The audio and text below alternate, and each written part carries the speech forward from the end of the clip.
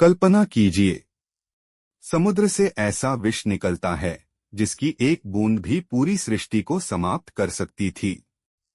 देवता घबरा गए, असुर पीछे हट गए। लेकिन जब कोई भी उस विष को रोकने के लिए आगे नहीं आया, तब महादेव ने उसे अपने हाथों में उठा लिया। लेकिन सबसे बड़ा सवाल, महादेव ने उस विष को निगला क्यों नहीं? और अगर निगला नहीं, तो फिर वह उनके गले में ही क्यों रुक गया? यही है नीलकंठ बनने के पीछे की रहस्यमयी कथा। पौराणिक कथाओं के अनुसार देवताओं और असुरों ने मिलकर समुद्र मंथन शुरू किया। उद्देश्य था समुद्र से निकलने वाला अमृत, जिससे देवताओं को अमरत्व प्राप्त हो सके। लेकिन अमृत से पहले समुद्र से एक भयानक पदार्थ निकला, हलाहल विष। कहा जाता है कि इस विष की शक्ति इतनी प्रचंड थी कि उसकी गर्मी और प्रभाव से तीनों लोकों में भय फैल गया। देवता हो या असुर, कोई भी उस विष को संभालने के लिए तैयार नहीं था। तब सभी की नजरें गईं महादेव की ओर। कहा जाता है कि संसार की रक्षा के लिए महादेव ने उस विष को अपने हाथों में लिया। उन्होंने उसे पी लिया। लेकिन यहीं इस कथा का सबसे बड़ा रहस्य शुरू होता है। महादेव ने विष को अपने पेट में नहीं जाने दिया। कथा के अनुसार उन्होंने विष को अपने कंठ में ही रोक लिया।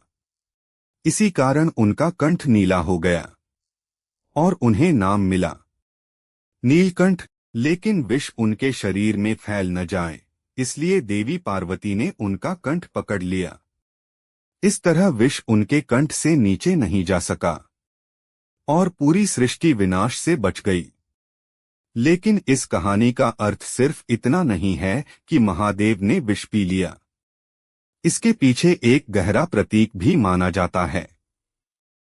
विष केवल समुद्र से निकलने वाला पदार्थ नहीं था, बल्कि यह क्रोध, अहंकार, घृणा और नकारात्मकता का प्रतीक भी माना जाता है। महादेव ने उसे स्वीकार किया, लेकिन उसे अपने भीतर फैलने नहीं दिया।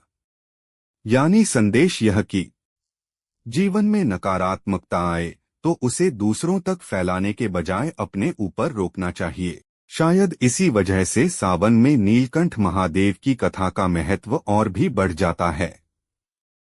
तो जब अगली बार आप महादेव की तस्वीर में उनका नीला कंठ देखें, तो याद रखिएगा, यह सिर्फ एक कहानी का हिस्सा नहीं है। यह उस त्याग का प्रतीक है जिसमें महादेव ने स्वयं कष्ट सहकर पूरी सृष्टि को बचाने की कथा कही जाती है।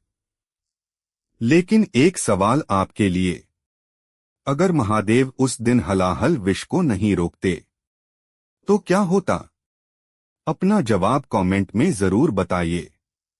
और अगर आपको ऐसी ही पौराणिक कथाओं, रहस्यों और इतिहास से जुड़ी वीडियो पसंद हैं, तो इन्फिनिटी जर्नी को सब्सक्राइब करना मत भूलिए।